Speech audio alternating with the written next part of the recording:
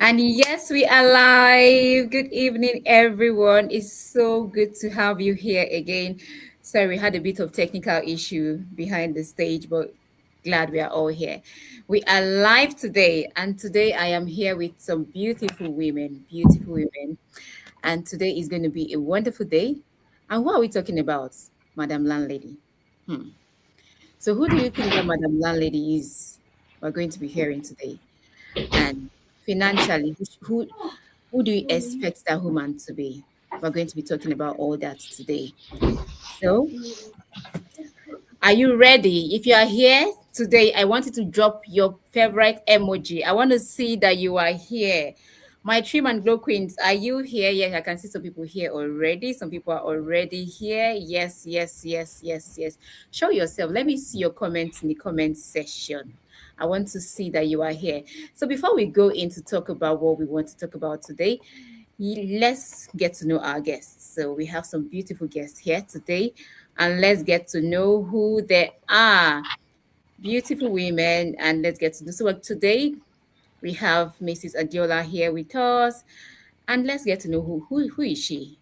We also have Adalia. We have Coach Fresh here with us as well. And all these women are women that they take their finance seriously. They're women that they know how they need to spend their money. So we're going to know. Let's get to know who they are.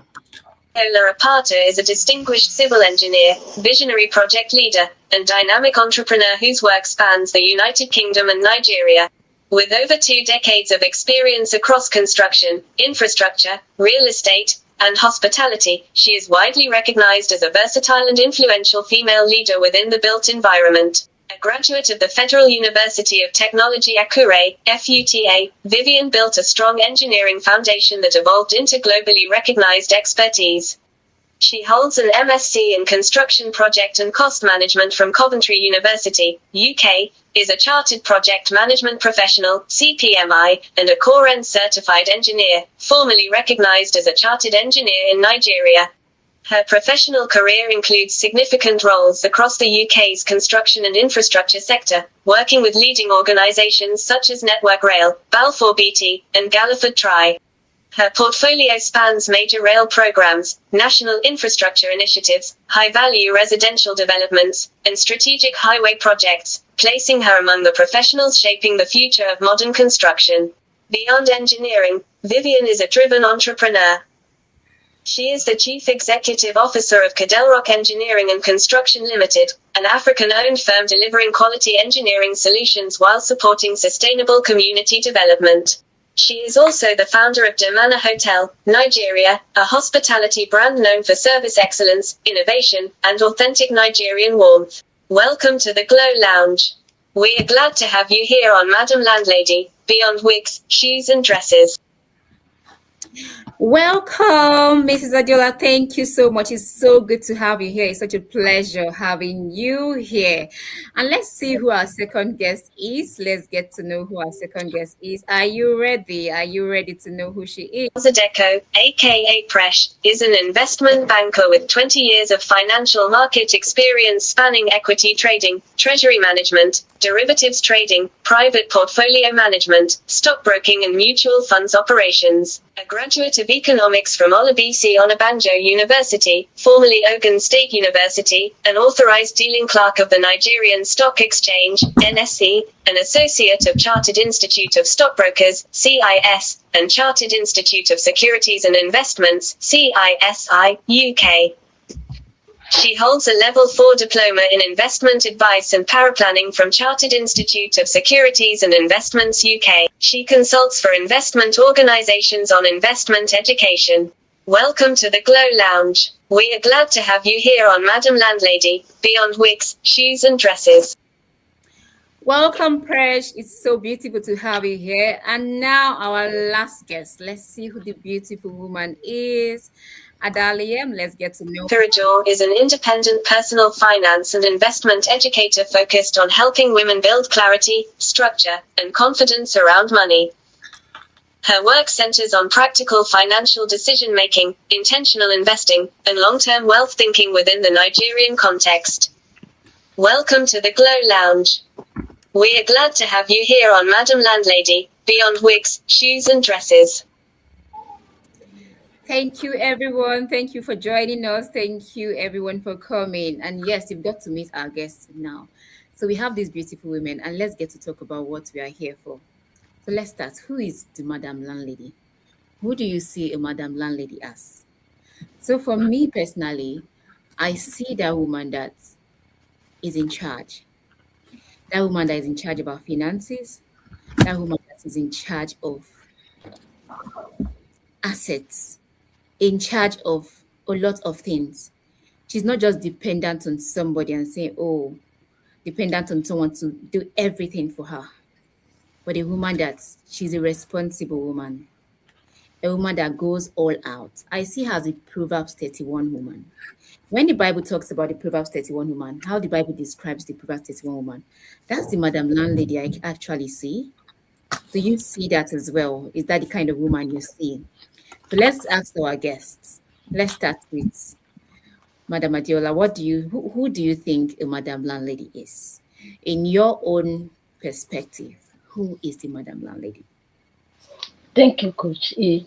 Hmm. Madam Landlady. I think I'll start from where you stopped. You said you saw a Proverb 35 woman. And the Bible described that woman and said she finds a field and buy into it. She ensured that her family has everything needed.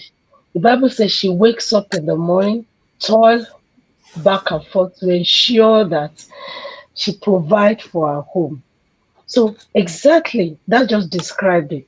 An hardworking woman, someone that is not laid back, someone that has a vision, someone that see an opportunity and grabbed into it.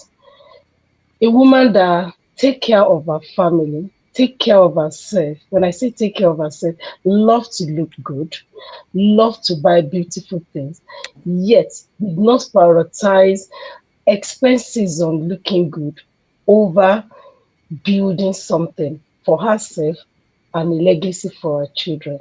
And when I say legacy, doesn't mean something that you leave behind when you die, something that you build, an asset, something that you could say, oh, this is my investment. A Madam Landlady is not that woman that opens her wardrobe and look at all the jewelry and all the clothes, and probably that's what a duplex or a bungalow sitting down inside that wardrobe. But can say, yeah, I work, I take care of my home, I support my husband, my children are looking good, I look good, and yet I still invest. That's it for me. Thank you so much. Yes, the Proverbs 31 woman, the woman that sees a field and she buys it. Yes. So let's hear. Fresh, who do you think a Madam Landlady is to you? All right. So good evening once again, everyone, my co-panelists and other members of the Glow tribe. All right. So let me pick it up for where Madam Adiola stopped. Yes, both Coach E and Madam Adiola mentioned the fact that a Madam Landlady is a Proverbs 31 woman, but I'm going to delve much more into that, right? I'm going to start off by saying, when you hear the word landlady, what comes to your mind? This someone who has an asset, true or true, right? So Mhm. I'll define Madam Landlady as a future-focused woman. Madam Landlady is a financially intelligent woman. There's an old saying, right, that when men think of money, they think in terms of three things. Three things comes to mind. They make, manage, and multiply money. But when women think about money, they only think of one thing. Only one thing comes to mind, and that's spending. And the truth is that Madam Landlady is not in that WhatsApp group. In fact, if you're a lady on this platform or you're listening to us at any time trying to catch a replay and you're in that WhatsApp group, you are now the administrator of that group. Because if you checked your list of members, most of us left. And I said that to say that Madam Landlady is a woman who understands that if you don't get serious with money, you never have serious money. Madam Landlady understands the fact that wealth building is not, you cannot mistakenly make money. Madam Landlady knows that for you to build wealth, that wealth building is a result of intentional financial actions, habits, and knowledge. So Madam Landlady is a future-focused and financially intelligent woman. That's where I put it at this time. Thank you. Thank you so much. That was so powerful. Wow, wow. One thing you said, which I feel like Komo, are you are you speaking to me from the back? So last week my son was saying to me, we're just having a conversation, we're just and he was like, and I was telling him, I said, I want to save a lot of money this year. And he said to me, Mommy, you're not really a saver. Daddy is a saver. You don't save. You're not really a saver. I'm like, this boy has finished me. And these same children will be the one coming up, coming, Mommy, I need this. Mommy, I need that. Mommy, go to your daddy. Ah, no, no, no. It's you we have to come to. So, but that now I have to start thinking. So should Madam Landlady be that one that she's not spending her money? We're going to talk about that later. So I want you to let us know how should Madam Landlady spend. You are going to talk about that later. But before we go dive into more things, let's hear from Adali. Who is Madam Landlady to you? Hi everyone, good evening and thank you. Thank you for inviting me here and thank you for putting together this conversation. For me, Madam Landlady represents ownership. It represents stability. It represents choice. And far from ownership, also the freedom to choose, agency. Now, in plain language, agency is just the ability to be able to make choices without fear or favor. I can say yes, I can say no, and I don't have to panic. And this is very important for women. You don't have to ask for permission to breathe, basically. You are not waiting to be told how to structure your future. You're not waiting to be told, you're not being trapped by circumstances. Also, Madam Landlady is someone who knows what she has and why she has them. I just want to add to what every other person has said. So, Madam Landlady owns, and then she knows what she has and why she has them. She's clear on that. She just doesn't own property. Just like the last press said. She's future focused. She understands. Oh, this is why I own this. She's building these assets very intentionally, and she can make these decisions with a lot of understanding, not hype, not trends. She's very, very, very secure in what she knows. To me, that is who Madam Landlady is. Thank you so much. Yes, like you mentioned, she's a secured woman. She's very secured. I love that. Thank you for that. So now let's ask more. So when we're talking about Madam Landlady, I'm going to go to you, Auntie Diola. So Madam Landlady, how should she take her finances? Is she that woman that should take assets above all the wigs, the shoes, and all that? How should a Madam Landlady conduct herself financially? How should she be able to what does she need to do with her money? Yes, as the Odogu wife or as the Odoguress. How does is it not supposed to be just before buying clothes, the latest wigs? Yeah, so beyond the shoes, beyond the wigs, and beyond all that, what should the woman Hmm. do? Thank you, Coach. Um, I believe we've just established now that a Madam Landlady represents a woman that has ownership, someone that plans.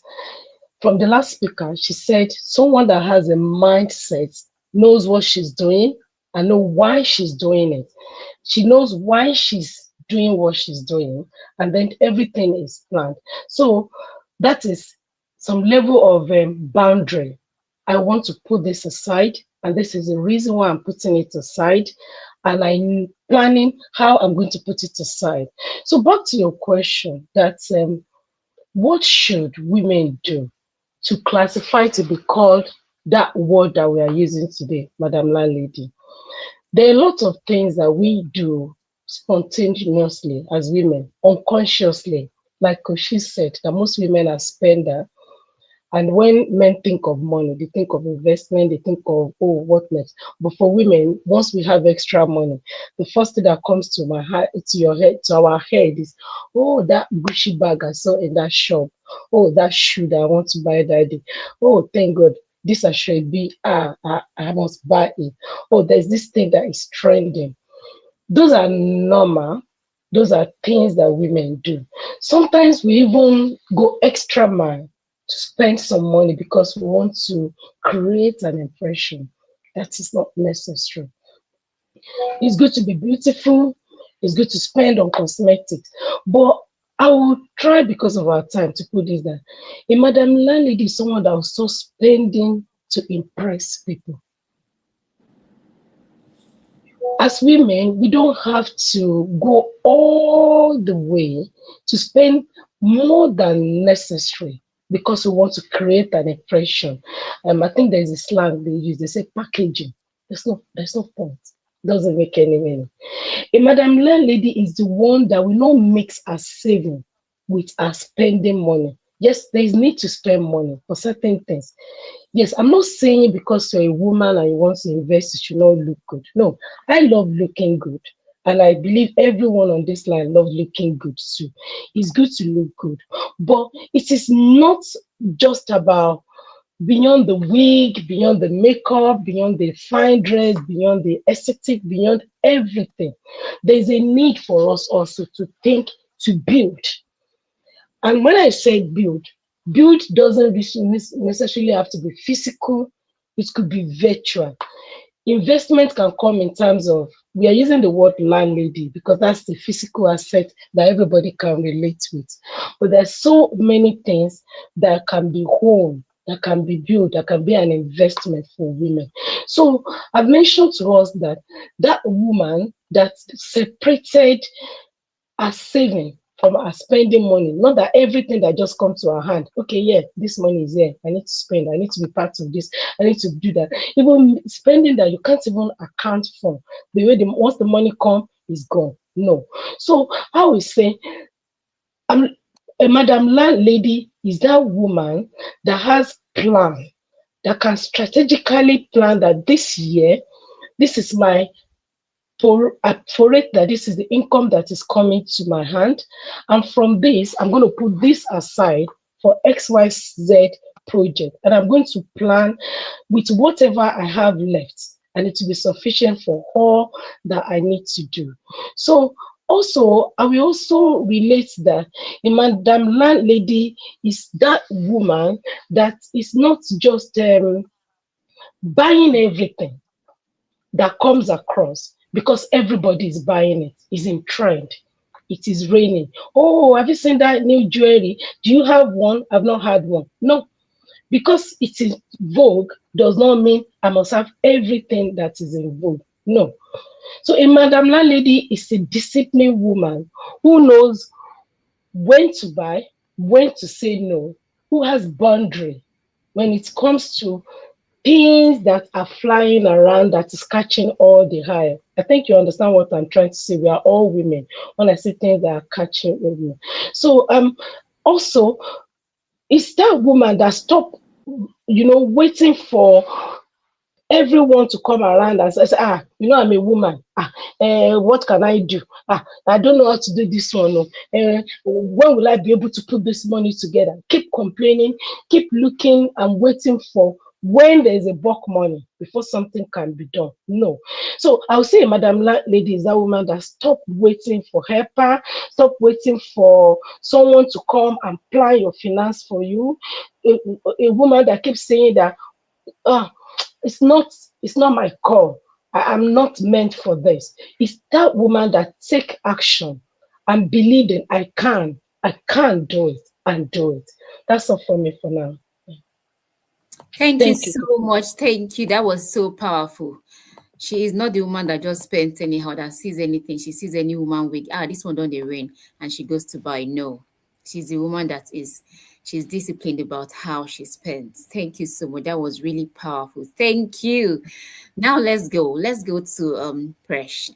So tell us, if a madam landlady is no woman that says she should spend it, how do you think a woman should enjoy life? How should a woman enjoy life without sabotaging her finances?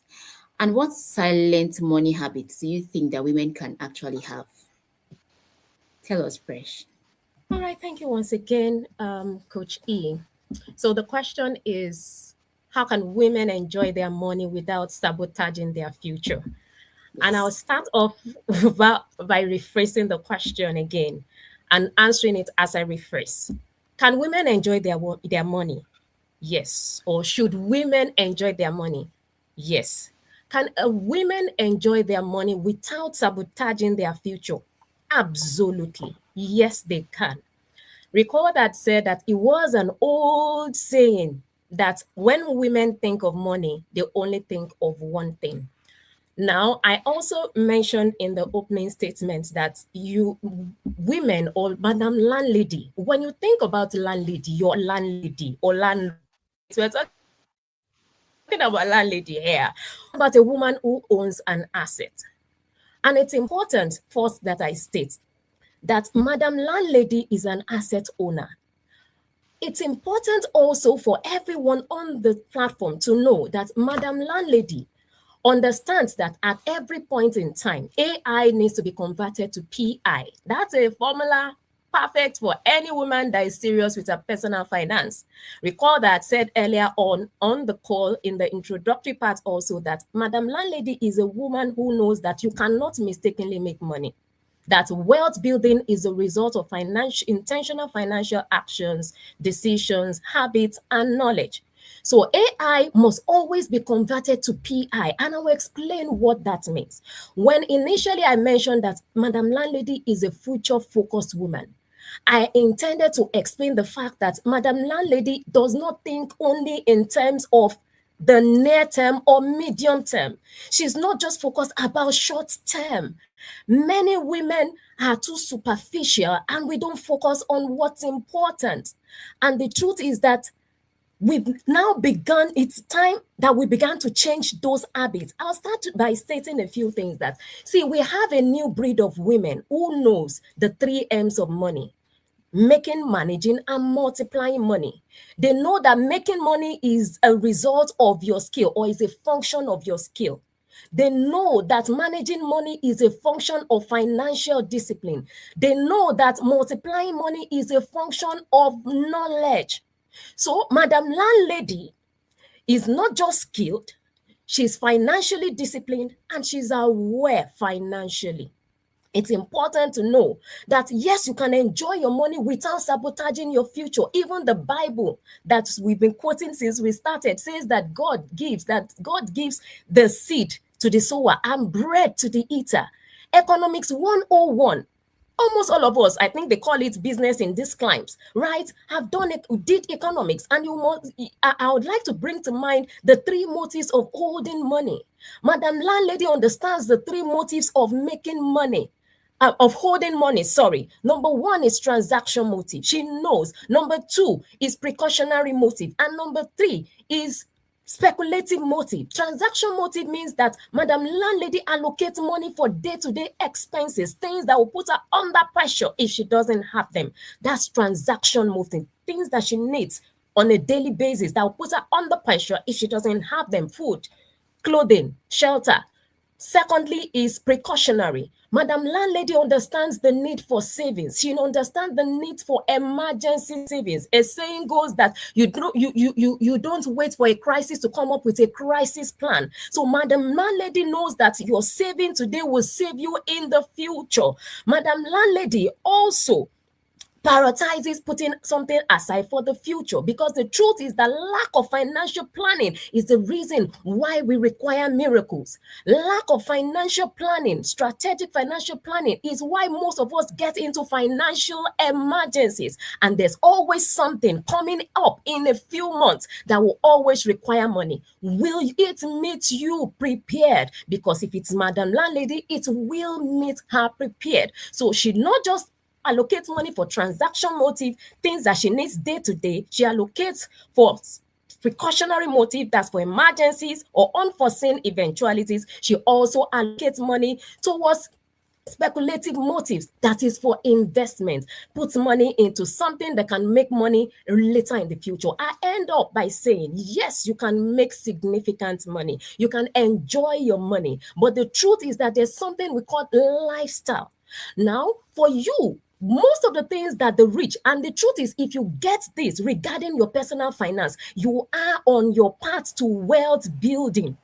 When you know the difference between assets and liabilities, the rich start by owning assets. Then they use the proceeds from their assets to buy liabilities. But the poor start by owning liabilities and they never get to the point where they have assets. I'll round up by saying that Madam Landlady knows how to convert AI into PI, where AI does not stand for artificial intelligence. AI stands for active income, that is your day-to-day income. You are able to convert it to passive income, which is income that your money makes with minimal support or minimum attention from you. That's money that you put into assets. Thank you.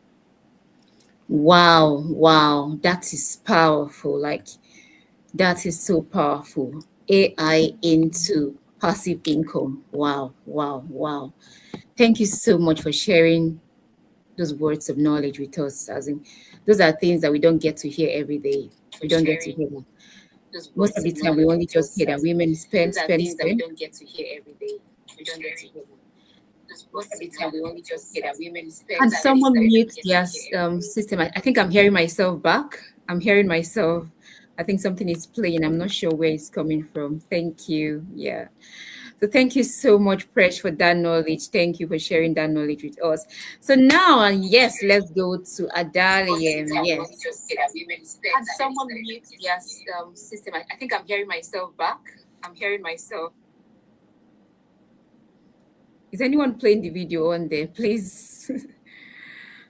Okay, thank you, thank you. So now let's go to Adalium. So, Madam Adalium, can you tell us?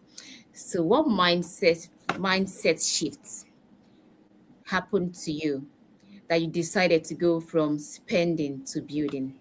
Looking at you, are a beautiful woman, and you should be that Odogu rest, that Odogu's wife. That give me the money, I'll spend it. I need to spend it. So, what mindset? When did you have that mindset shift? And also, what silent money habits do you think women indulge in that is draining us financially? Can you tell us? Adaliam, can you hear me?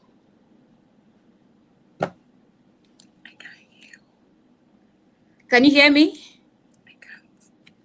Oh, oh, something is okay. I think Adaliam has issue with us. I can hear you, but I'm not sure why you can't hear me. Uh, yeah, let's see. Do you want to just log out and possibly log back on? You can't hear me at all. Wow. Wow. Okay. That is serious. I'm not sure. I think Adaliam has she has a problem with her network, so I'm just going to just type the question for her to see it and just answer. Yes. Sorry.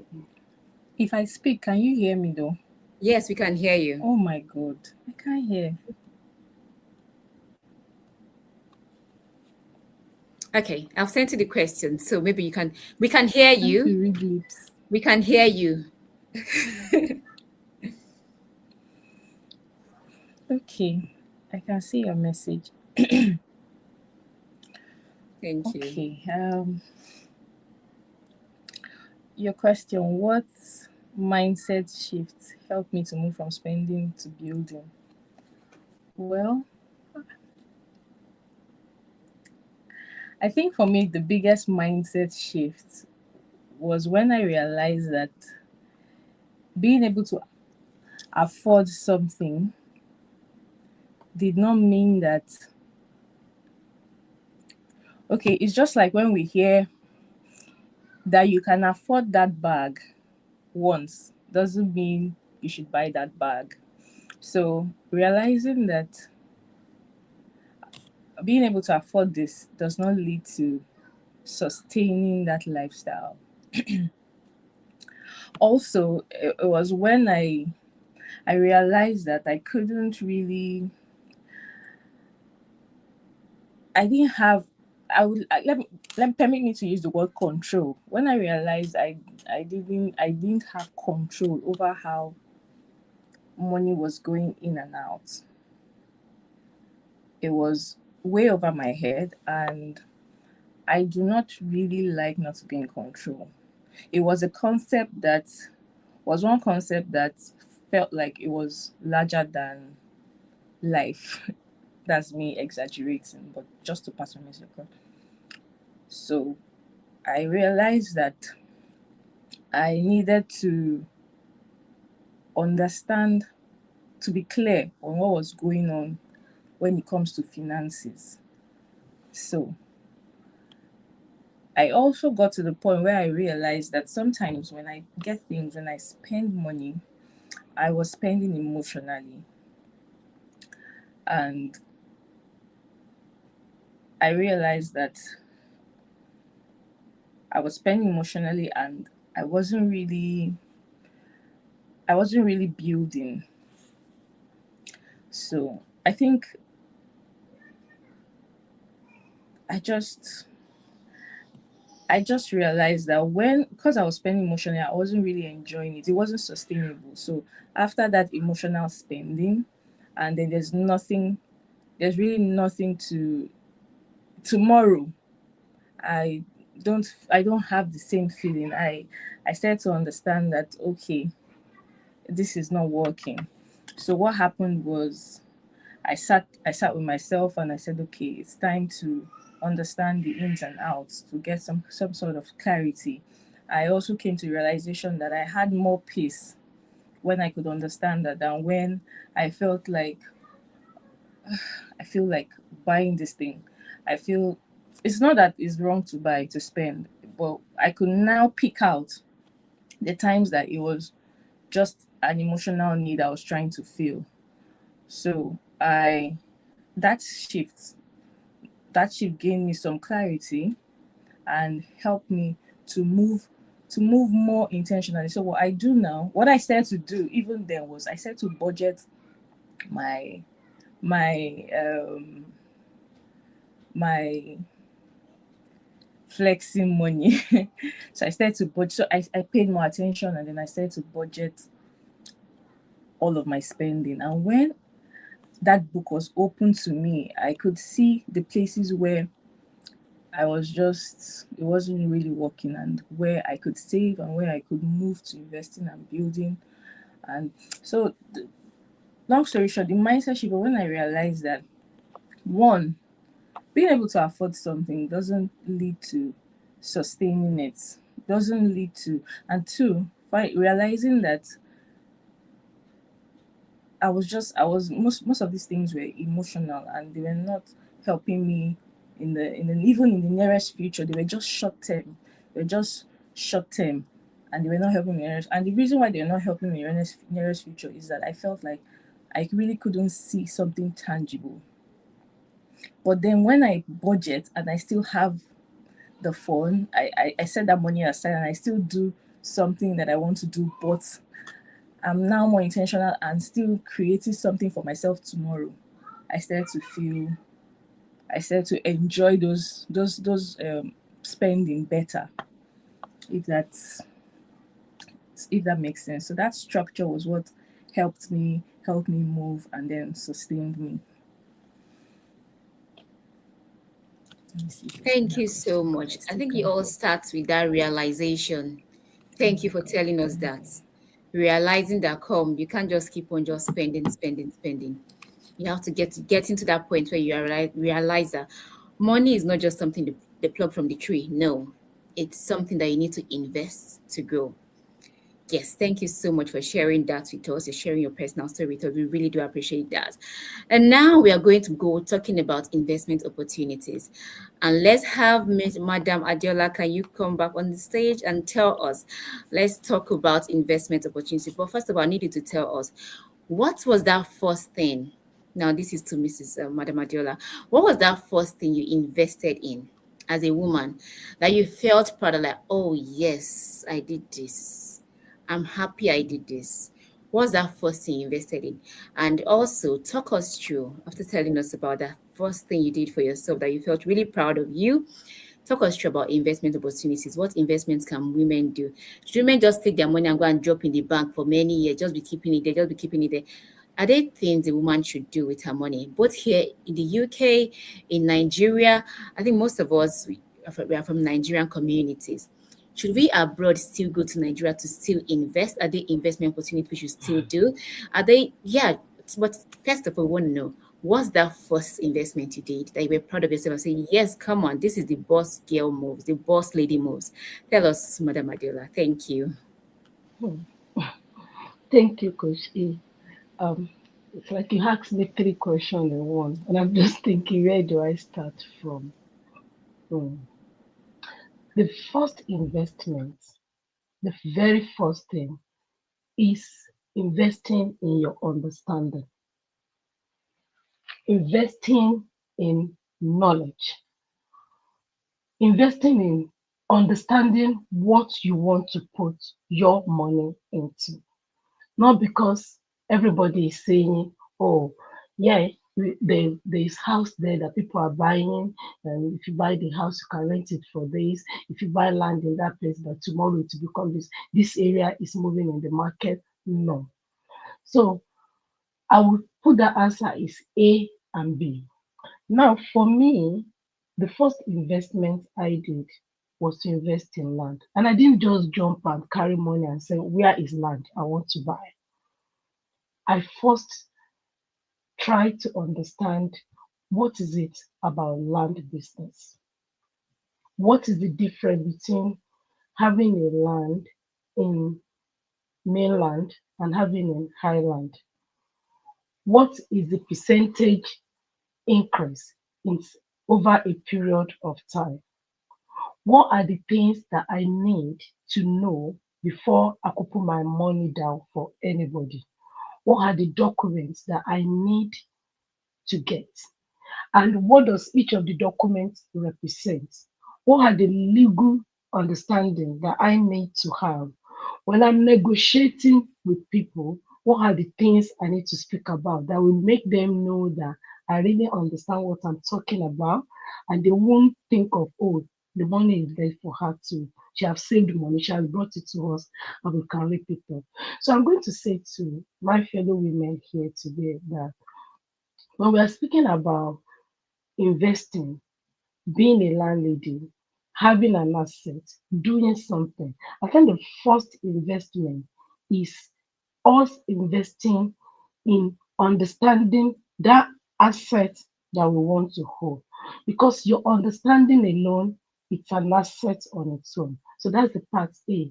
And the part B now is that once we've understood, okay, this is everything I need to know about what I want to do, then you can now go ahead and put your money into that thing.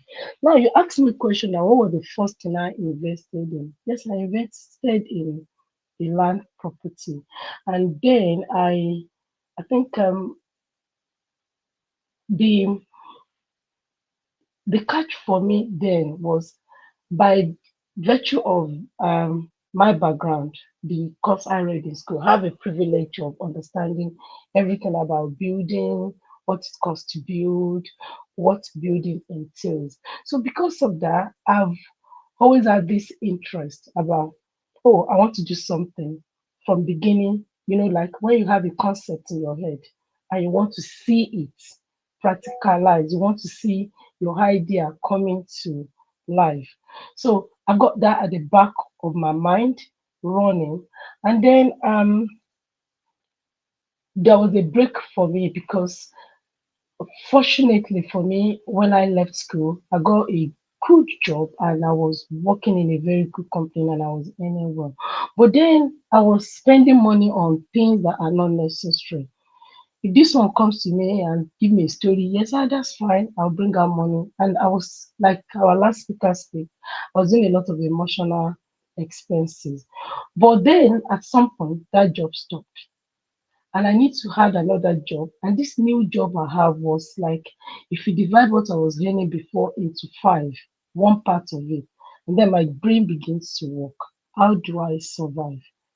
And then I survived. Then it dawned on me that I don't need most of the things I was originally spending on to survive. Most of it were emotional spending, most of it were unnecessary spending. While I was on that job, I was still trying to look for something that would give me what I was earning before. And then the job wasn't coming. And then I went into business. And at that point, my eyes were open. And I decided to make some things. And I'm going to speak to us, our, all of us as women, and I want us to really open our mouths. The first thing I would advise every woman to do is to have a separate account rule with yourself. If you earn a particular amount every month, separate some amount to pay yourself again. Pay yourself again from your salary and say, this one, I'm paying myself. Now, you could put that money somewhere where you don't touch it, or you could invest it in somewhere where it will be bringing in more money. But you knew you are pulling out that money. And if you don't bring out that money, you will spend it. And you might not be able to account for what you are spending for. So it's a matter of decision and discipline. Now, then begin to hold monthly meeting with yourself, you, yourself, and you. And that meeting has to be money meeting. Like, how much did I make this month? How much did I put separately? How much did I spend on my beauty cosmetics? How much did I spend on Ashwebi? How much did I spend on buying new clothes? How much did I spend on shoes? You realize that certain times you just look at your wardrobe, you see shoes that you've not worn in a long time. And then there's another occasion coming and you want to buy another shoe. So regular checking. Because sometimes women do these things unconsciously by virtue of the way we have. So you need to have a monthly money meeting. That's why I call it with yourself. Then you have to categorize your spending when you are doing that meeting. Money for taking care of this, money for that. You can actually have a spreadsheet for yourself. So when you have your money in category, put a limit. You know what you earn in a month and you know what to spend on regularly. So put a cap on the money category. So we are going beyond the limit to give to a particular one, you will know. And then there's something I call accountability circle. It's just all these things is all about discipline.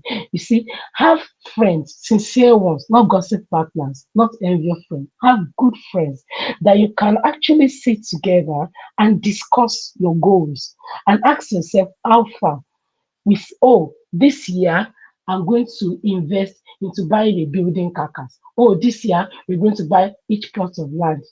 Oh, this year let's put money together and buy this together. So you should be able to regularly account that circle of your friend and say, how far, babe? What's going on now? What have you gotten? What have you done? Okay, I think I tried this. Will you try this? So that's another thing how we advise fellow women to do with each other. And then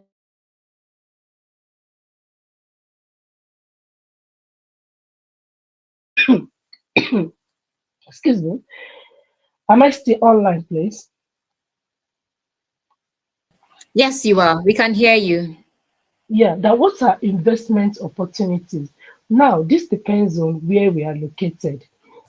Like I said, this is a Nigerian community forum, and I believe majority of us here are women, we are wife, we are mother. Yeah. One thing I want to say first is that a lot of us women, we think when our husband is doing projects, building, we think it is their call. I can't be bothered. All you just want to see is that when the house is ready, give me key. Me and my children, let's go inside. No. When they are talking about the project, they're talking about the stages of the houses. Most women don't pay attention. They are not even interested. The only thing they want to know is that let me know when they want to do the kitchen so that I can tell you the size, how many cupboard I want, how I want my gas to be positioned, where I want my stove to be, where my oven should be. excuse, excuse Yes, me, please.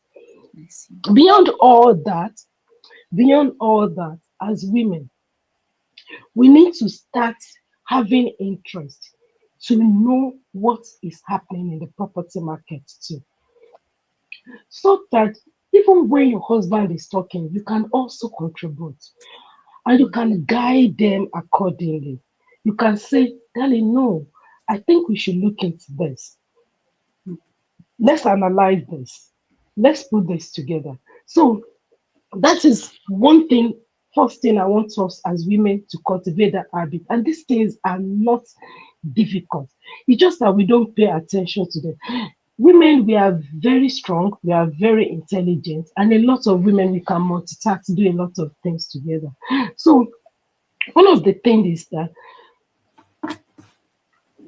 when when we're talking about what can we invest in, let's use Nigeria as a typical example now.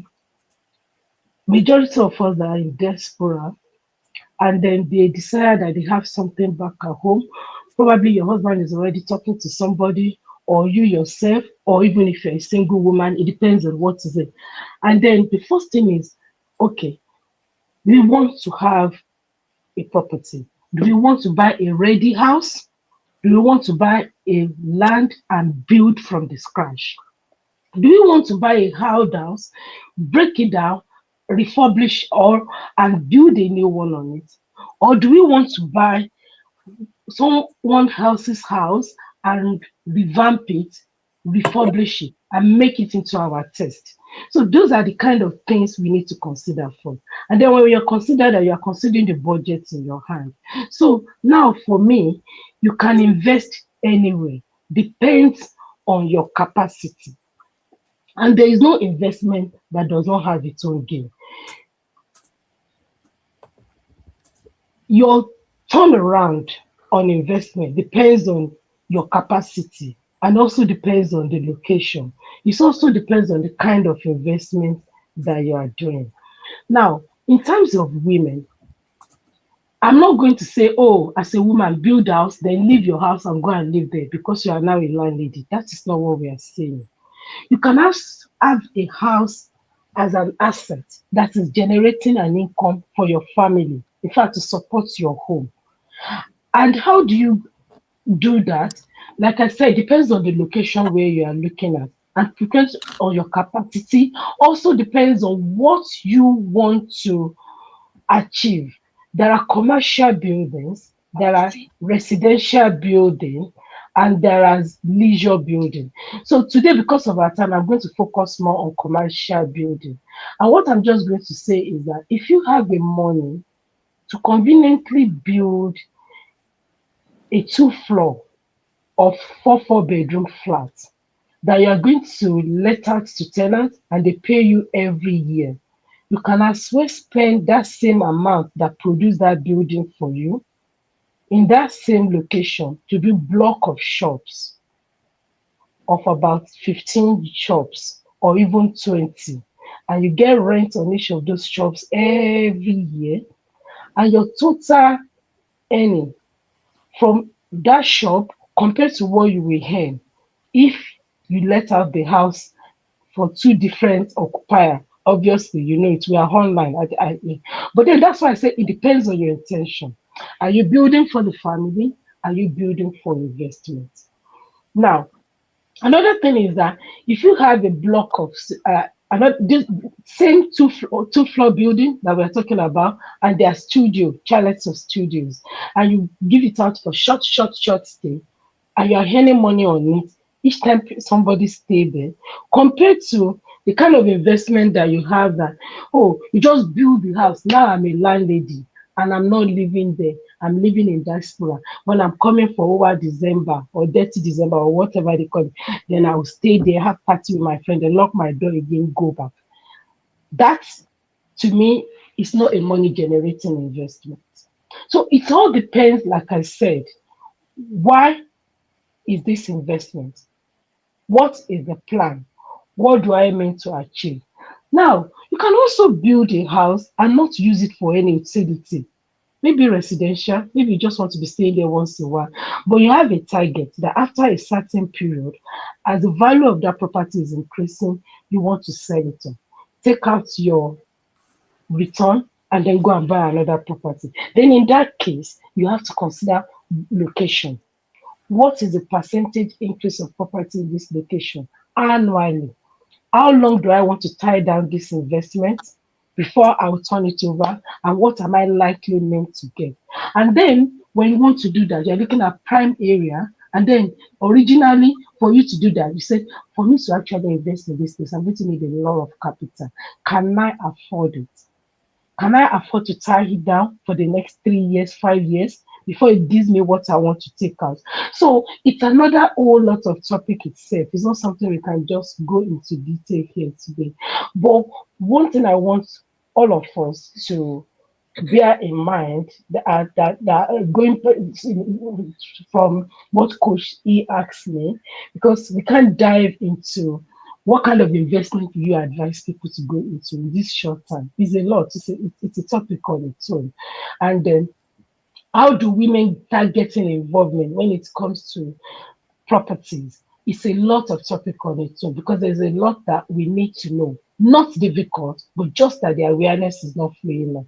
But I just want every woman to have this understanding that beyond us looking good, we can still build. And it is very easy. Aesthetic is one thing, but assets is also very important and it is achievable. Thank you. Thank you so much. Thank you so much, Madam Adiola. Thank you so much. That was so powerful. And yes, Madam Adiola, she is so much into buildings. And she, because having a background as well in civil engineering, she's so much into building. She's so much into, I would say she's the real Madam Landlady. Yes. Oh, Yes. please, please. Yes. So if you have, she also has a platform where she help supports women to go into building, real estate, and all that. So if you want to know more about buildings, both in the UK and in Nigeria, send me a DM, and I'll be able to link you up with her. Thank you so much for that powerful words you've shared with us. Thank you. So now I want us to go to, our time is really running out. So I want us to go to Presh. So, Presh, tell us, what is that first thing you invested in? As someone that has been in the banking industry, as someone that has been an investment banker, someone that understands what investment is, what is that first investment you personally did? And then can you tell us what investments do you think would be profitable for women generally? Thank you. Both here in the UK, Thank in you once Nigeria, again. the country. Thank you. Not to worry. Thank you, Doctor. Thank you, Coach E. Thank you very much. All right. So there was HASU strike many years ago. Whilst I was in university, I was in 300 level, and there was HASU strike. And somehow I got a job with a stockbroking firm. So in response to your question, what was the first investment I ever did as Mm. on my own independently, aside from investments that were done for my by my parents, for myself, it would be investing in stocks or in shares. And I have a popular saying that show me one of the richest men in the world who does not own equities. Of course, Mm. not just equities, but who also does not own real estate, because these are some of the asset classes that I believe gives you the opportunity to make opportunities for upside potential or to build wealth more significantly. So yes, the first investment I did was in equities, shares. We use the word interchangeably, shares and stocks. And one of the things that strikes me, I'm sure most of us know about Wall Street in Africa and in US, right? And we have the equivalent, which is our own Broad Street. Of course, if you've ever been to Saleko, you know Broad Street. And right on Broad Street, you have the Nigerian Stock Exchange. I was a stockbroker actually before I relocated from Nigeria about a little over 4 years ago, right? And I'm passionate about equities. Yes, real estate, but I think Madam Giola spoke to a large extent about properties. So I'm not going to speak about equities. I'm not going to talk about real estate or properties. I'm just going to focus on equities, right? And like I mentioned, I always say, show me just one of the richest men in the world, in the entire world, who doesn't own equities, who doesn't own shares, who doesn't have stocks, right? There is, and one day I just said to myself, there's a reason why on our broad streets, right, in Nigeria, Isaleko, Nigeria, there's a reason why the central bank sits right opposite the Nigerian Stock Exchange. It's not a coincidence as far as I'm concerned. Because to build significant wealth, it's important that you have equities as a major component in your portfolio. Of course, we're not going to have time to break it all down today. But in response to your question, what should women be investing in at this time? The first thing I'll say is that personal finance is first personal before it's about finance. So your personal is going to be different from mine because you have your fingerprints, which is different from mine. We're all unique. And the same, we're unique in every aspect of life, different aspects of life. Every family has different family dynamics, for example. Your situation in your home, you can be the firstborn in your house. I'm the firstborn in my house. I have to pay black tax. You don't have to pay black tax as a resident in UK. You have to take care of or pay school fees of like 3 different siblings. I don't have to. In fact, I am even a child trust child. Yeah, I'm a child trust girl, right? I said that to say that our peculiar situation would determine how we roll or how we deal with our finances. And that's why I said personal finance is first personal before it's about finance. It's also important that there is to state that there is no one size fits all where investment is concerned. We're all different. We all have different where belong to. So I'll say if 4 people present themselves to a doctor, or let's say 3 people present themselves the same symptom, they all come up with fever, present themselves to the same doctor, the doctor will need to run a test. And in running a test or after running a test, the doctor realizes that this number one, number A, is only malaria that this person has. The second one has malaria and fever. The third one, there's nothing wrong with this Madam Landlady. All she needs is to go for massage, have some rest, get some good food, watch movies, and she'll be all right. So we have someone who has malaria. We have the other one who has malaria and typhoid. Then we have the third one who is just stress-induced fever. They all came with fever. I can have 3 people or 3 women who have 1 million naira or 10 million naira, but what I'm going to ask them to invest in is going to be different. And this will be based on 4 major things, which are the things we consider as an investment banker. It's before we start advising or making recommendations, just like a doctor will run a test to know what is wrong with you before giving you prescriptions. So the first is your investment objective. What exactly do you want to achieve with your finances? What is your investment objective? Are you saving or investing because you want to for your child who is going to university? Maybe you live in Nigeria and you're having to save in dollar or pound because your child in few months time or few years time needs to study in the university in the UK or US, for example. Or are you just saving to say, oh, this savings is towards my rent? Your investment objective is important. That's the first thing. The second is your risk tolerance. That is, how much risk can you accommodate? We all have different pain threshold. If you have ever been to the delivery ward before, you see some women holding on to the pain. You see some women, screaming. The same process, but different pain threshold. So how much pain can you take with regards to loss concerning your investment? So the first is investment objective. The second we want to confirm is your risk tolerance level. The third is the tenor of your money. There are 2 different types of money. You have patient capital and pressure capital. Patient capital is money for medium to long-term investment, and those are the monies you should be putting into long-term into investment in the first instance. Pressure capital, for example, your child's next term, April school fees, or your rent that is due in May.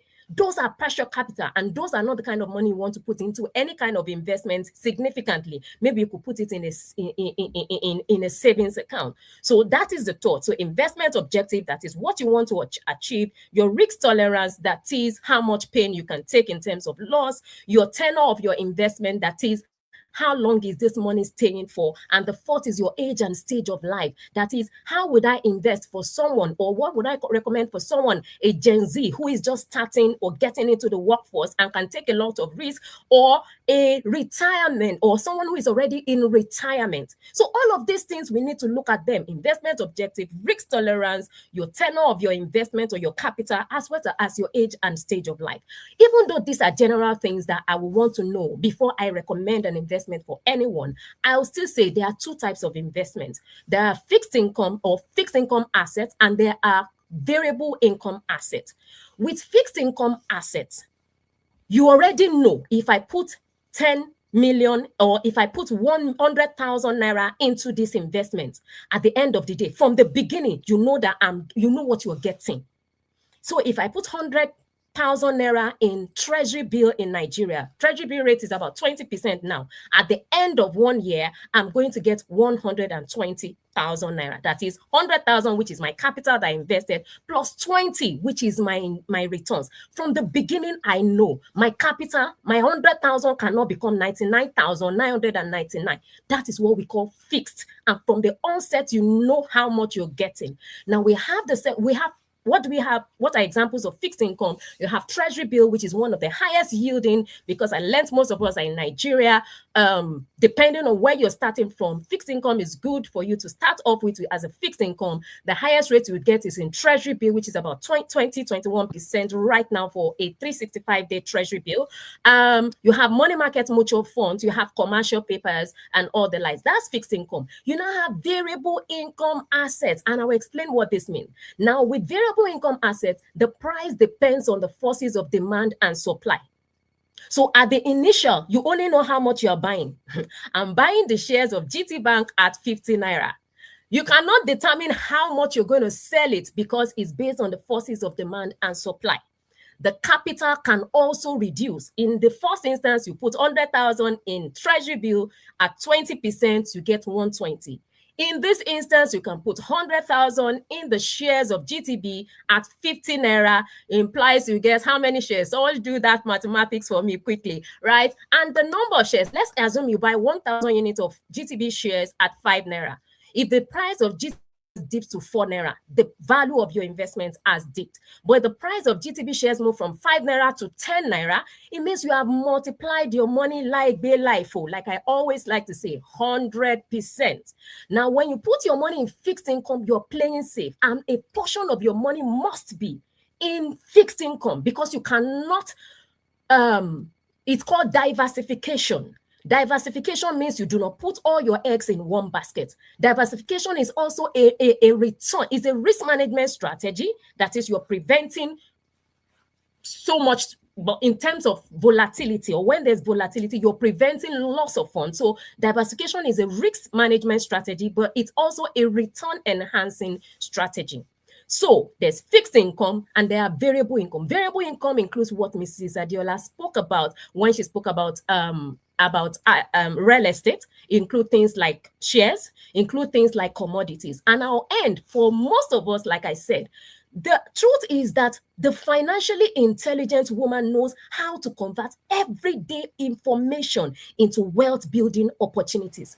The same information you listen to on channels, news, and you pass, I will listen to it, and in the Obodo Yimbo, I will make significant money from it. And I said that to say, I'm seeing some things in the chat. And I said that to say that recently, for example, there was geopolitical tension, or there has been since Trump came into power last year, and something significant happened in the month of April, and financially intelligent Madam Landlady took advantage of it, right? On the back of that geopolitical tension, there was the weakening of the dollar, and every time the dollar weakens, what happens? Most central banks every country saves through their central banks. Most central banks began to move from saving in dollar into saving into things like gold. And you will see in the year 2025 alone, the share price of gold rose as high as 65%. So if you're a woman who is just buying gold for the sake of hearing, we moved. Like I said, you are the only one in that WhatsApp group. We maximize everyday information for wealth building opportunities. Thank you. Thank you so much. That was powerful. Thank you. There's so many economic terms that you've shared that, like, as my head is just busting, like, oh my God, how do I learn all these things? How do I? But you know what? I'm an economist. Yes, you are. Coach Presh is actually my financial coach. And I say this year, I told myself I'm going to take my finance seriously. And I got it. She has an academy teaching people about finance, how to save, how to invest. So if you want to know more about finance, you need to join the Millionaire Challenge. Yeah, she has a club which she calls the Millionaire Challenge, where she teaches a lot about finance, saving, shares, all those treasury bills, all those things. Yes, come and join and you're going to learn a lot. Thank you so much, Coach Presh, for that which you shared. And now let's go to Adalie. because our time is really fast spent. Let's go to Adalium. So Adalium, tell us, what was that first investment you made? And as someone in Abuja, Nigeria, where we have the house of the money in Nigeria, tell us, what are the opportunities for saving, opportunities for investment, or what are those ones that you have actually personally done and you were able to like benefit from them? What would you suggest for us, even people like us that think that still thinking, okay, we want to still invest in opportunities in Nigeria? We want to hear your recommendations. Tell us, but tell us first. So, what was the first investment you made? Thank you. Okay. I started with, thank you very much. I started with what I understood at the time. Like I shared, I felt like money was just this thing, was just flying in and out. And there was this deep need to understand finances, understand what was going on, some of all these terms. I did not have a background um in finances. So what I did was I started to learn, and I came across money markets at the time. This was over 10 years ago anyway. And at the time, I it was at the time my goal wasn't, oh, quick money or turn the money. It was, I just wanted to start the process of being consistent, investing, building. I wanted to also understand how the money worked practically. So then it was money market. It wasn't glamorous. I think the very first pay in was 50K. I still wanted to understand what was going on.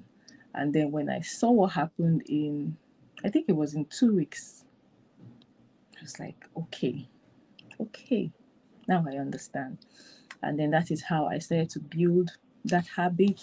For me, I needed to be consistent. I needed to understand.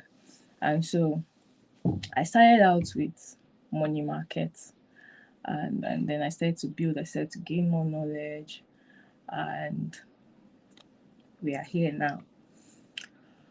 Well, I am particularly passionate about grounding everybody. Like if you want to start to invest, I'm particularly passionate that you ground your financial decisions in clarity. First of all, you have to be clear, just like Coach Presh said. You There are certain questions you have to answer. These are when I have to teach somebody the first step. I tell you, this is, you have to be clear. You have to go through a clarity session first of all with me, and you have to answer those same questions. First of all, what is your, you have to be honest about your unique, what you have, what your risk tolerance is. Just as you said, all of those questions, you answer all those questions. Your real life context. Are you business inclined? Are you a career person? These are things you have to consider. What is your income? What is your capacity like? You have to consider all those things, and before you make a decision on what you would invest in. For me, at this point, I would say I'll try to keep it, to simplify it as much as possible, because I know that there are people who will be listening and can feel overwhelmed. I've had people come to me who are genuinely interested in investing and in building, but then they get caught up in all the hype and the words, and they are just like, oh, okay, I'll come later, and then they don't show up. Until I understood that you just need to simplify these things and explain it in a way that it's not so overwhelming. First things first, you have to have your habits. You have to have your habits in lock. What is it that you want to invest in? How do you want to approach your investments? Are you Sorry, 1 minute.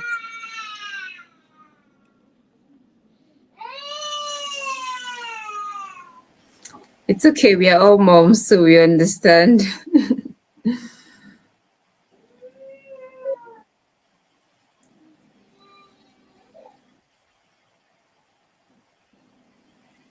All right, the coast is clear.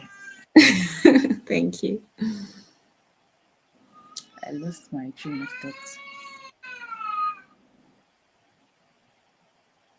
Sinead, Chinonso,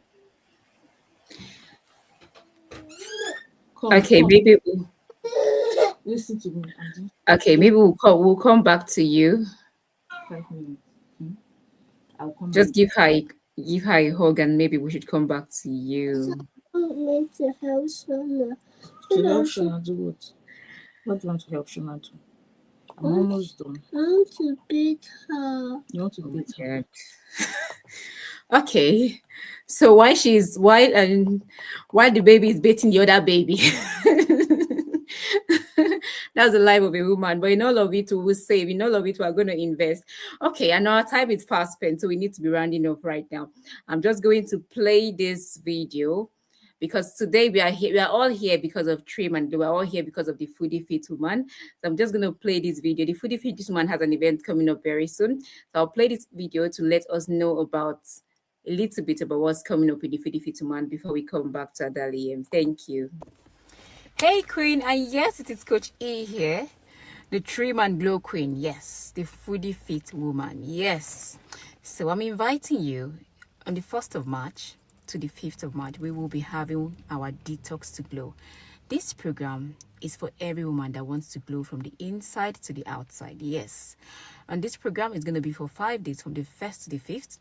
You're going to be having daily glow tips, daily skincare routine, skincare glow tips. You would get that.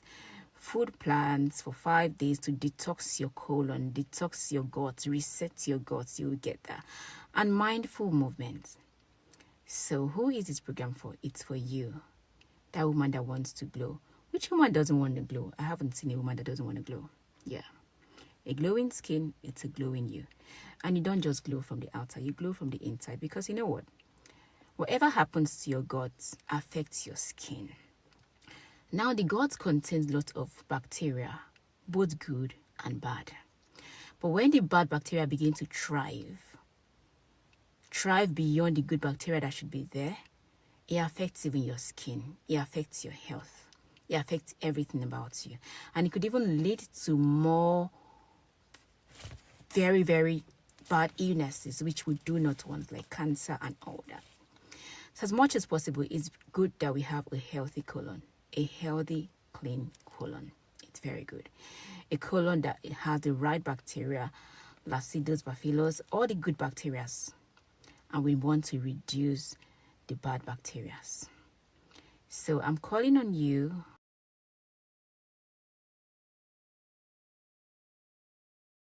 Come and join the Trim and Glow tribe. In the Trim and Glow tribe, you're going to be learning a lot of things. You're going to learn nutrition. For 5 days, your life is going to change. It's going to be something that you will remember forever. So join me on the 1st of March as we detox to glow. Yes! You want a glowing skin? You want to glow from the inside to the outside? Come join me. Yes, come join me. Come join us in the Trim and Glow, Trim and Glow. You need to join the Trim and Glow gang. So do not miss this 5 days detox challenge. Detox to glow. You want a glowing skin? Come and join the Trim and Glow gang. Okay, and let's go back to Adali. Is an independent person. Oh, sorry. Adali, I'm just going to see if you're back. Okay, you're back. We're glad to have you back. Thank you. All right. Show the dog. Please, please. Oh my God. I'm back. All right. Some investment opportunities that you can look into, like the last speaker said, equities. For me, I'm big on my stocks, my ETFs for now, and then there's property, there's land. You can. Please, I beg you. Please. Why is it now?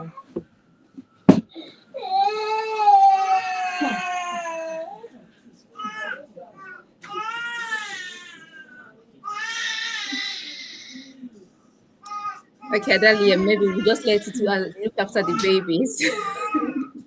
Sorry, they really need you. They need mommy. Some of those babies too. Yeah. Okay. Thank you, everyone. Like we are all women, so we know all these things happen. Yes, the babies need our attention, and they are the most important. Yes. So we are going to be wrapping it up very soon. We're wrapping it up right now. But before we go, I just want to ask Madam Adiola and Precious, can you tell us? So for that woman that is feeling like it's too late, where can she start from? Oh, if she's already in her 40s, or she's almost 40, or she's in her 50s, can she start saving? Precious, you mentioned that you opened your first this thing long ago, while Madam Adiola, you started it. So for that woman that doesn't even have any savings at all, there's no treasury bills, no stock, no ISA, no nothing, no nothing, nothing. Where can she actually start from? Madam Angela, I want you to say, tell us about that, and Precious, then you dare to tell us. So tell us, where can a woman start? Hmm. Thank you, Coach. Yeah. It's not too late to start. No, it is not too late. In fact, it is too expensive to delay. If you understand, it's too expensive to delay. You ask people when is the best time to plant a tree years ago, they will tell you, oh, the best time to plant a new tree is today. Every time we fell a tree, we plant a new one and it grows and we keep planting. So you don't need to really say, oh, I'm late, I can't catch up with the train. I can't. How long will I have to put money together before that money is big enough to do something? I can't start now. Do you know how old I am now? No. Start with what you can control. You know, start with a budget, a saving plan. Like I've said originally, you can start a small cooperative. You can have a verified investment, like what Coach Fresh told us about. But the game plan is to be consistent. And for me, I know more about when it comes to real estate and building. I'm not too much into stock and stuff like Coach Fresh said. But if today you are a woman and you are here and you are thinking, I want my next birthday gift to be my own house, my own house key, or my own commercial building, it is possible. It's in fact it's quite easier than the way we imagine it. So I've said a lot of things today which I can put into summary. And the first thing, like I said before, is that start small, stay consistent, and protect yourself with understanding and knowledge. The reason why people build expensively is because they don't have the knowledge of what the contractor is doing or what the builder is actually building for them, or the understanding of what they are putting together. So if you don't have the understanding, you might spend the money that you can use to actually build two houses to build one. So, like I said, that my own first investment, which I'm encouraging all of us now, is to have a bit of understanding of the due diligence, the process of what I want to put my money in, and an understanding of what the person who is doing the project for me is doing. So once you have your goal, that is, once you have that understanding, that is all achievement to you. I'm not saying it's bad to look good. I love looking good too. So it's very good to look good as women. But don't allow that aesthetics to take your assets out of your hand. No, not at all. I want to be admired. Every woman wants to be admired. Oh, Coach, hey, you look beautiful. I love your hair. Mwah, your shoe is back. Yes, we all love that comment as a woman. But beyond that, we need to start creating that habit of being secure. And your security is your choice.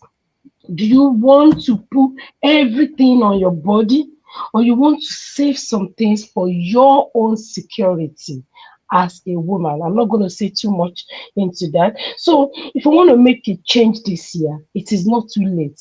It is not too late at all. Like I said, it's even too dangerous to delay. So let it be. Begin to pay yourself if that is the approach you want to do. Begin to commit into your plan if that is the approach you want to do. Surround yourself with people of like mind, and that you can check yourself on what you are doing. And if you really want to take that bold step, like Coach E said, she will share my link with you. I'm ready to support in any way I can, as from A, B, C, D, as simple as possible. I'm ready to give a guideline on what are the things you need to know if you are trying to buy a landed property. What are the documents you should check for? What are the legal process you should follow? What are the do's and don'ts? What are the red flags that you should try to run away from? And already, if you have your land and you want to start your building, we can build together. I will guide you, God helping me. And then one day you will come back and say, I'm a landlady now. And it costs me even less than I can imagine. We can do it, and the Lord will help us in Jesus' name. Thank you Amen. so much. Thank you so much, Madam Adela. Thank you so, so much. That was powerful. And yes, start where you are. Start now. Do not wait for till tomorrow. Start from somewhere. Start. And if you need someone to hold your hand, you want to become that Madam Landlady, like house. You want to own a house property. Yeah, she's your plug. Go meet her. Now let's hear from Precious. Yes, Precious, tell us, where should a woman start from? Is it too late? Where should she start? In the terms of finance. You know, one thing I like about this group of women, Madam Adela is into buildings, houses, buying houses, boss move, boss lady, landlady, she's there. And Precious here giving us all the tips about investment, stocks, and all those things. You want to know about all those things, where to save the money. You save 1 naira, you get 100 naira. Precious there for you. I don't know, but you can ask her. About that. Okay. So Paige, tell us, Okay. tell us. So I want to start saving. For people that want to just start saving, I want to triple their money. They want to start doing something meaningful. Tell us, where can they start from? All right. So a saying goes that yesterday is history. Yesterday is history. Tomorrow is a mystery, and today is a gift. That's why it's called present. I agree absolutely that yesterday is history. So you don't need to wallow over whatever it is that has not gone well. I agree that today is a gift, and so that's why it's called present opportunity to do better so that you can have a better future. But I do not believe that tomorrow is a mystery. I believe that tomorrow is predictable. I believe your financial success is predictable, and your financial failure, if that is what you choose, is also predictable. So whatever it is that you choose with today, which is your gift, which is your present, it is predictable, because tomorrow your financial success will be known by the decisions you're taking consistently, habits, your financial discipline, and the knowledge that you have. So, like Madam Adiola said, yesterday was a good, or many years ago was the best time to have planted a tree. The next best time is now, and get started with whatever it is that you have at every level. Whether you're coming with 10,000 naira, you can buy a money market mutual fund, or is your 100,000 naira, you can buy treasury bill. There's something for everyone. That's what I'm trying to say with regards to investments. Also, there's what I refer to as the BSIC model. The financially intelligent woman, S model, stands for S stands for savings, I stands for investing, and C stands for consistency. Madam Adiola harped on the fact that consistency is the key. And the truth is that if you do not have structure, you would not be able to achieve your goals. Structure trumps spontaneity. If I have two people who one earns 100,000 naira a month, the other earns 1 million naira, you feel the one with 1 million naira will have many investments. Without structure, he says, I'm going to do it. I'm just going to make sure I do it. But the person with 100,000 naira says, you know what? I'm putting a standing order in place. I'll make sure that 1,000 naira, 10,000 naira leaves my account every month. At the end of the year, this person has 120,000. The person with 1 million naira might not have anything. So structure always trumps spontaneity. Budget, save, invest, and be consistent and this thing. The truth is that the reason why you're not saving is because you have a deep underneath underlining issue. I always say lack of saving and investment is something that is much deeper. Is a proof of lack of self-worth, because when you go to work and they pay you your wages, they say this is what you are worth. They don't pay all of you in the organization the same amount. They pay you what is your worth. Your MD, your consultant, your analyst, the person, the sweeper, the cleaner, they pay you your worth. So after getting your worth, you everybody else, which is a term we use in personal finance. What do you leave for yourself? Nothing. You're showing that you're not worth anything. And that's even much deeper, right? But we're not going to talk that. So budget, save, invest consistently. So consistency is the key. The second thing to the last, which I would say, is have values. You must have values because value impacts every of your decisions, your the same way you have values from there are things in terms of character as a person. When it comes to finances, what are your financial values? Write them down, put them by your bedside. So when you wake up every morning, as the landlady that you are, you read it to yourself. For example, mine is that I do not own things before I can afford them. I don't own things before I can afford them. That is a statement to help me with responsible use of credit. The second one, which is also important to me, is that I don't, and well, that also means that I don't seize on debt. Because if you seize on debt, you will sneeze it out eventually.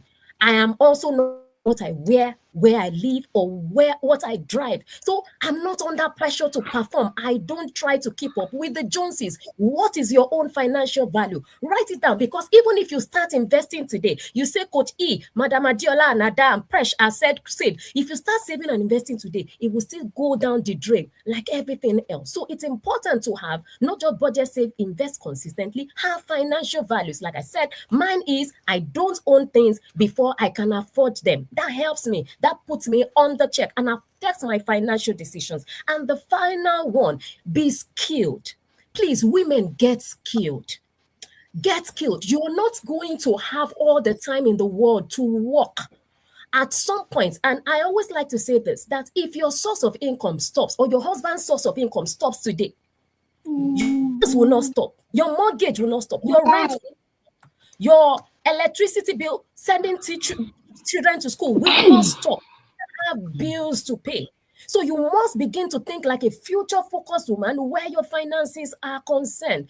Join hands with your husband. Someone said recently on one of our webinars in the academy, it was a man that we invited because it's not just about finance. Everything is all linked together. Faith, family, finance, fitness, field, talking about your industry is all met together. And I'll end up on this note. The guy said something. It was a doctor we invited for our finance, talking about let me leave that. And it was like, how many women have you tried? How have you seen trying to jump down Todd Mainland Bridge? If you've seen just one woman, we put so much pressure on our men, and you don't want to end up as a widow.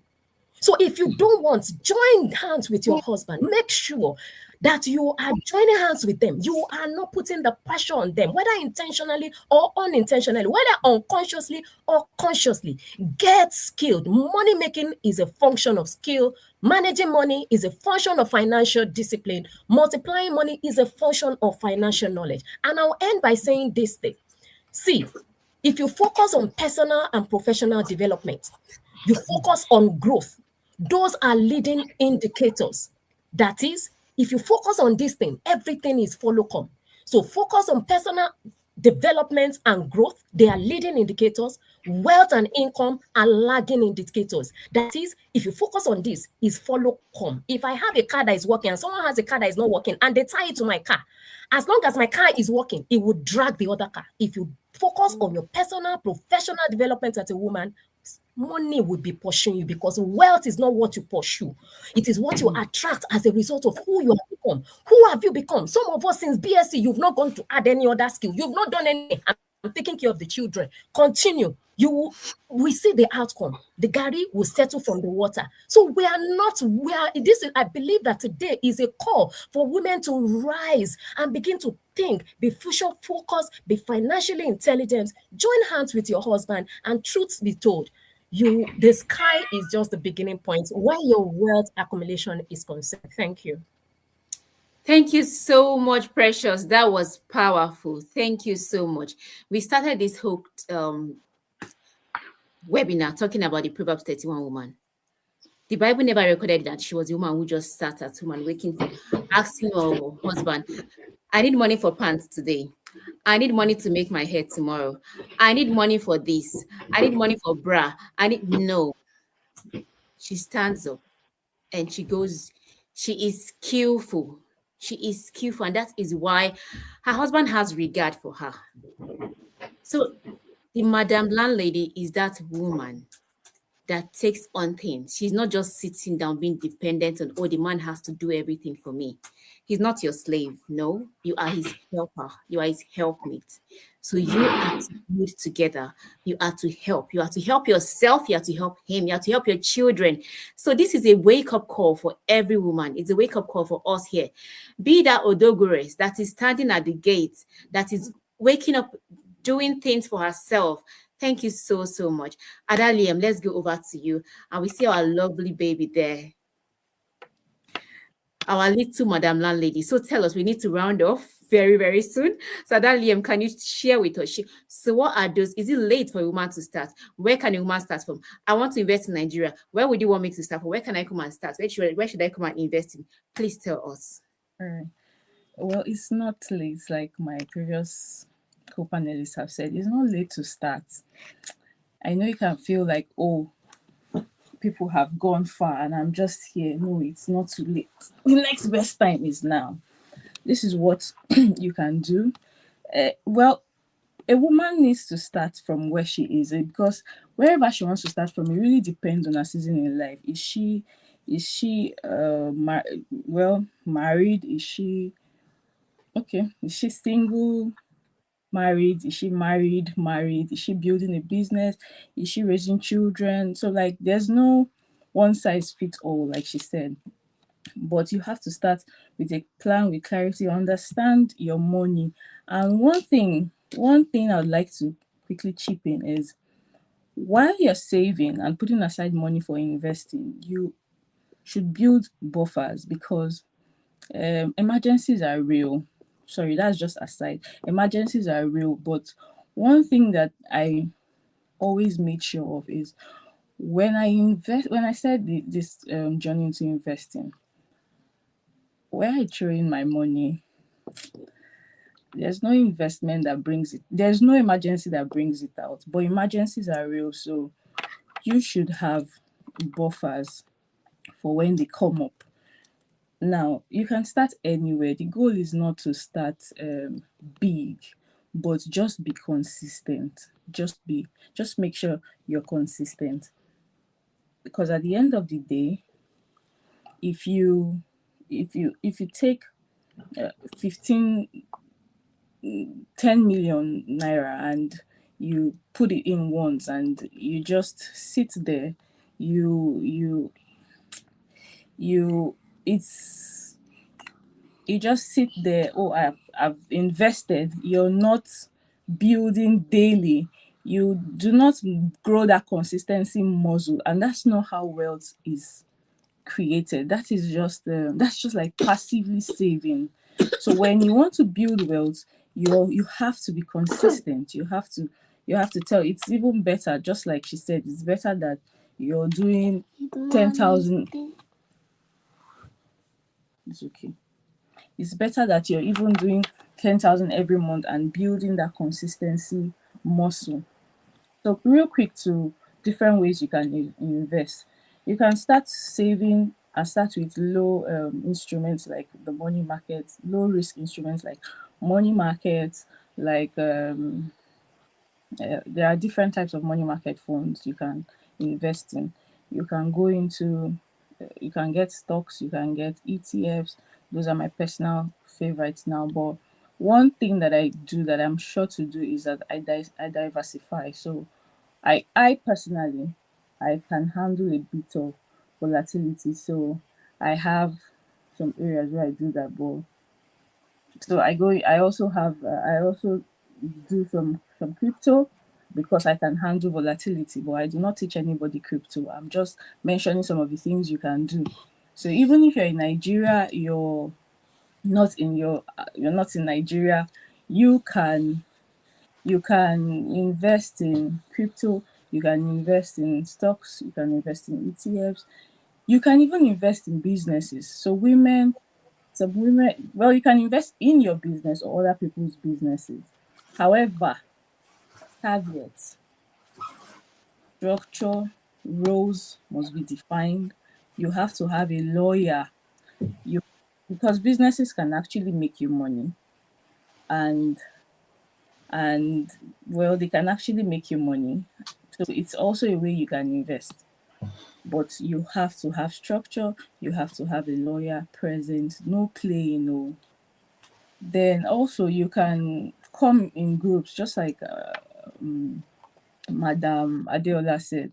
You can come in groups, find women with like minds that are very serious, friends with like minds that are serious about investing, building wealth, and get from like a cooperative, get real estate and build, flip, or those are options you have in Nigeria.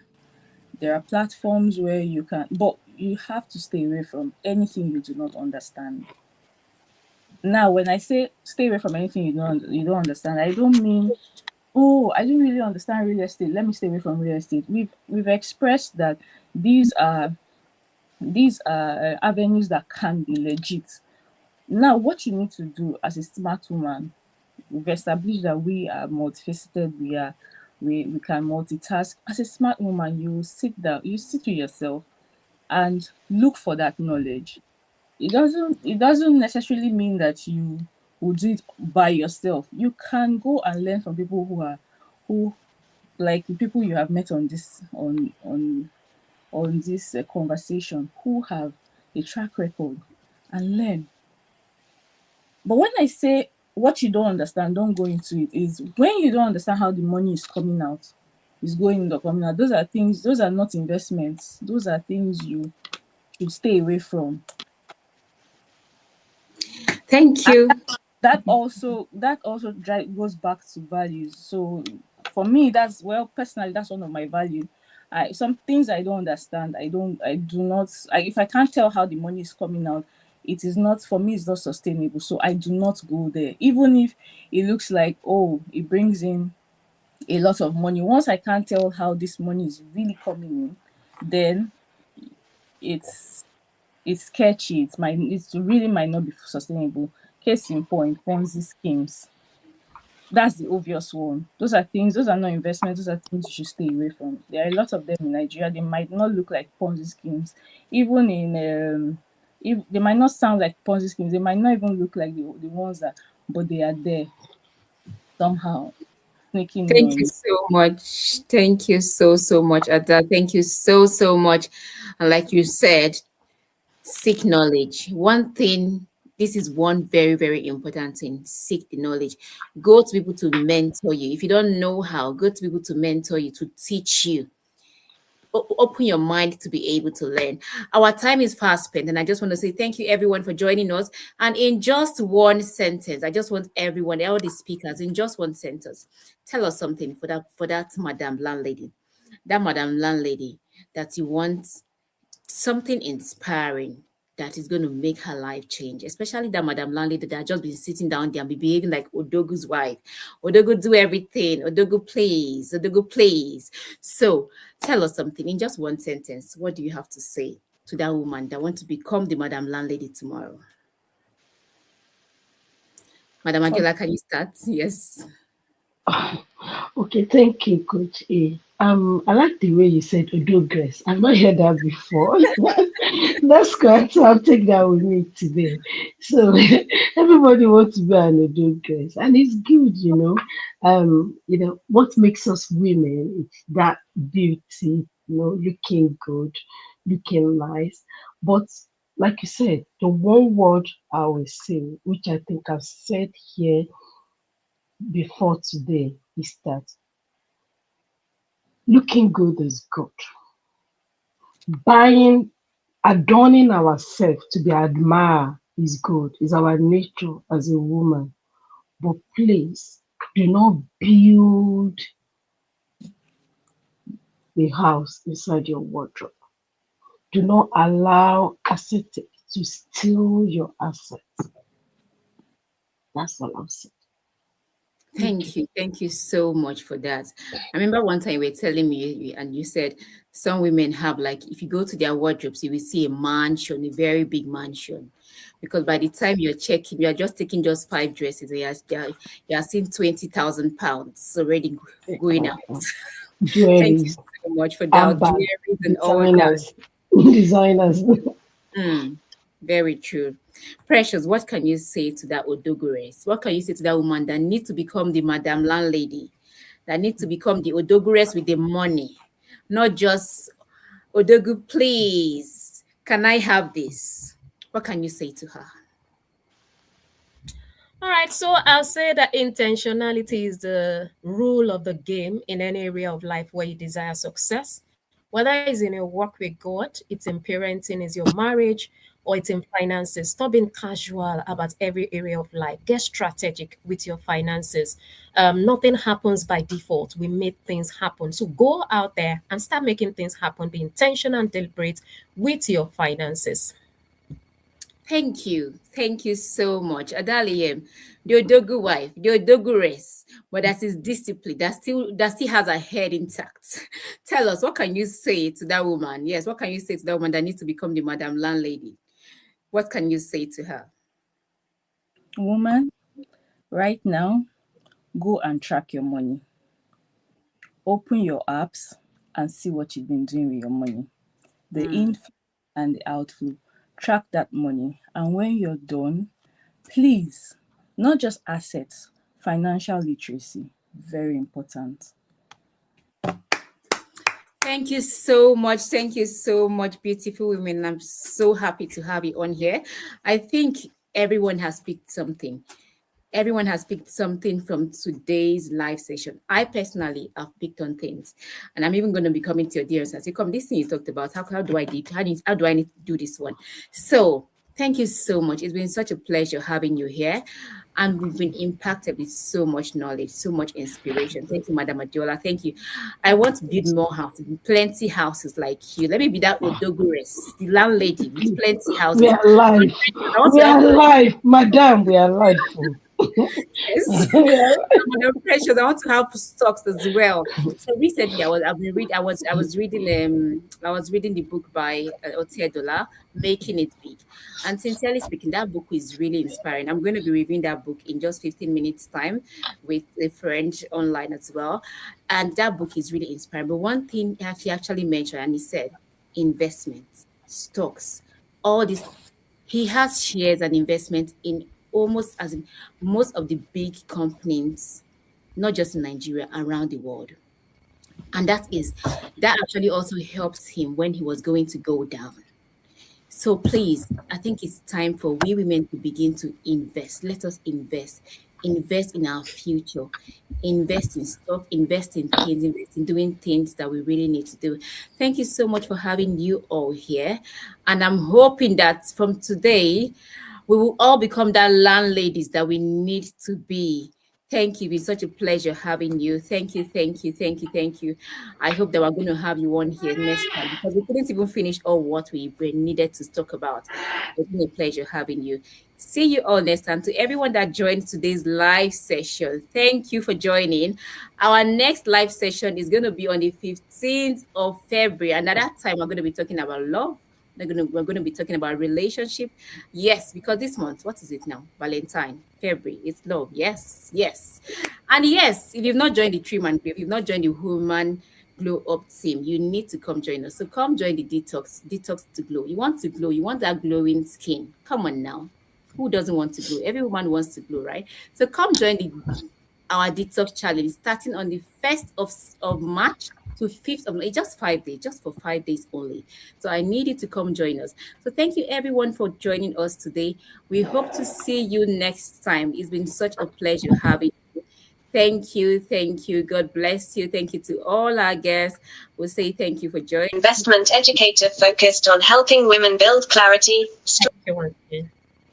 Thank you. Thank you, everyone.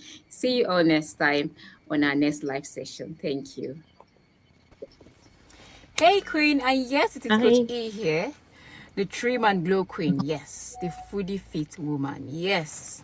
So I'm inviting you on the 1st of March to the 5th of March. We will be having our Detox to Glow. This program is for every woman that wants to glow from the inside to the outside. Yes. And this program is going to be for 5 days from the 1st to the 5th. You're going to be having daily glow tips, daily skincare routine, skincare glow tips. You would get that. Food plans for 5 days to detox your colon, detox your guts, reset your guts. You will get that. And mindful movement. So who is this program for? It's for you, that woman that wants to glow. Which woman doesn't want to glow? I haven't seen a woman that doesn't want to glow. Yeah. A glowing skin, it's a glowing you. And you don't just glow from the outside, you glow from the inside. Because you know what? Whatever happens to your guts affects your skin. Now, the gut contains lots of bacteria, both good and bad. But when the bad bacteria begin to thrive beyond the good bacteria that should be there, it affects even your skin. It affects your health. It affects everything about you.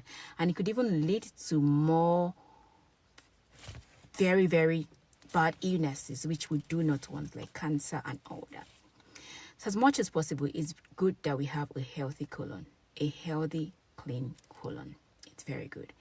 A colon that has the right bacteria, Lactobacillus, Bacillus, all the good bacteria. And we want to reduce the bad bacteria. So I'm calling on you to come and join the Trim and Glow tribe. In the Trim and Glow tribe, you're going to be learning a lot of things. You're going to learn nutrition. For 5 days, your life is going to change. It's going to be something that you will remember forever. So join me on the 1st of March as we detox to glow. Yes! You want a glowing skin? You want to glow from the inside to the outside? Come join me.